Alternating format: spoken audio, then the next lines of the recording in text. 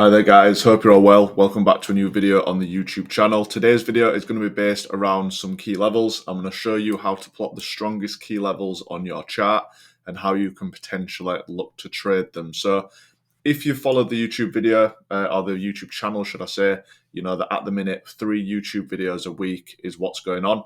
I've done a lot of videos on key levels anyway, but in this video I just wanted to show you how I would mark them looking at a naked chart.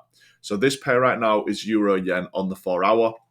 The key levels that you will see in this video, they are applicable on every time frame. Okay, so don't just think that because I'm on the 4 hour, you have to be. It's literally just a case of saying, well, you know what? If there is a level within the market that fits the criteria, that's what we'll be looking at. So there's a couple of ways you can do it. Some people, and what I used to do is if I go to the top of the chart and draw either a black line, or you could even do something like this where you draw a zone, and this is what I'll do. I'll do a zone. Let's say I start from the top of my chart, or you're looking at your chart.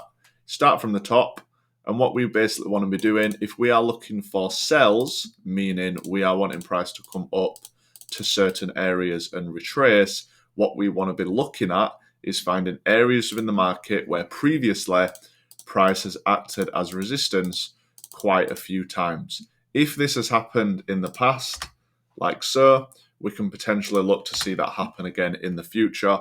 The market likes to repeat itself, and we know that.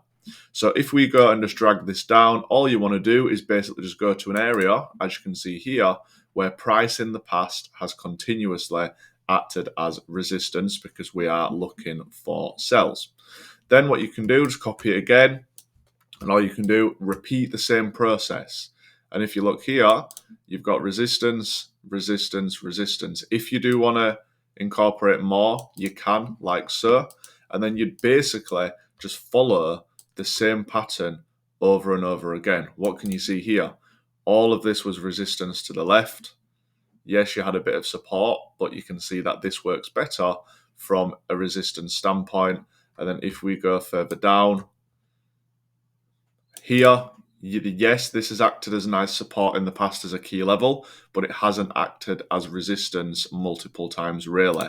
What I will do for the sake of this example, I'm going to put that as purple, meaning this is a key level you could see in the market, but it's not as strong as these here.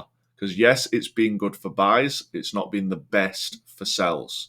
Okay, so what I'm going to do, I'm going to leave them levels as they are, and let's play out the market and see what happened when obviously price came into that. So let's just have a look. Some might work, some might not. And then what we'll do, we will assess them once obviously price plays out. Okay.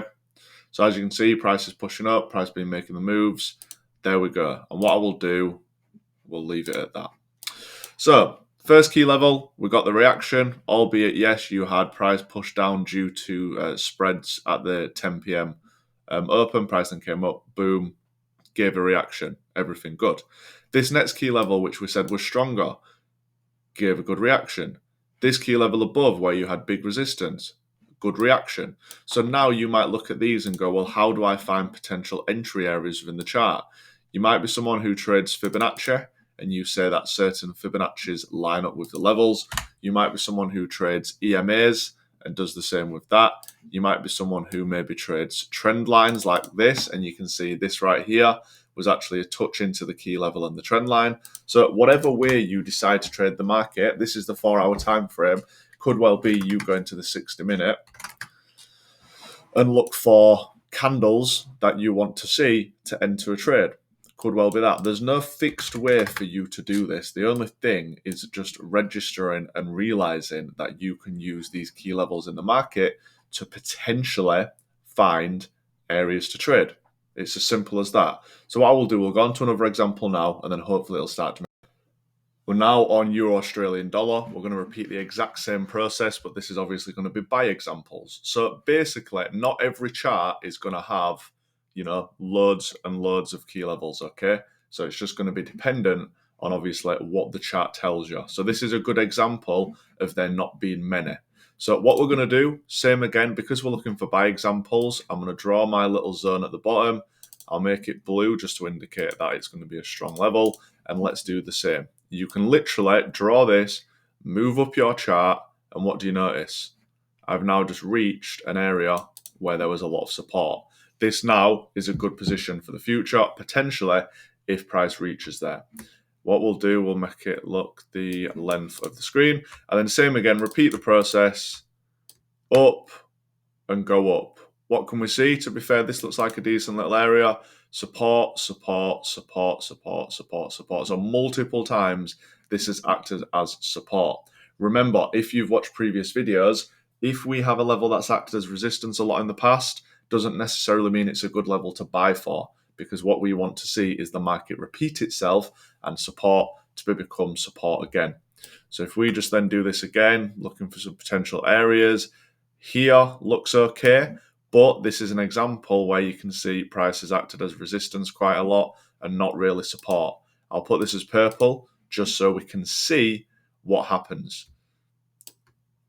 Same again, boom, there we go. Look, resistance, resistance, resistance. So these are two higher risk areas that have acted as resistance a lot, but not support. These areas at the bottom have acted as support a lot. So let's just see what happens and we can compare the types of reactions that we see. So if I just let the market play out as normal, we'll do this, let the price do what it wants to do, and we'll literally just play it out until all levels are reached, okay? So let's pause this now and assess. So what happened?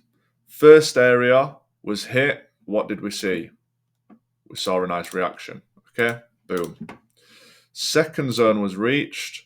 Bear in mind, this was always a good resistance level. Didn't act very well as support. Our lower level here, you had a close miss there. Then when price finally pushed a little bit lower, you had support again. And then from the big level at the bottom, you also had a lot of support. So just based on this example, guys, you can see the levels which we said were good as support across the board, 100% win rate in terms of the touch that came and would have been your trade, 1, 2, 100%. This one, 50%. You had a good position here and a loss there. That does look like a fundamental news move. However, it still did happen, so we can't discount it. So what I would say, with these levels, be mindful. The support levels in the past are good support levels for the future. Support levels in the past might not necessarily be good levels to sell from in the future. Okay, so just keep that in mind. I'm hopeful that this video has helped. If you do want to actually access my trades and see my trades before they happen, there is a link in the bio for that. Any questions, please drop them below, and I will see you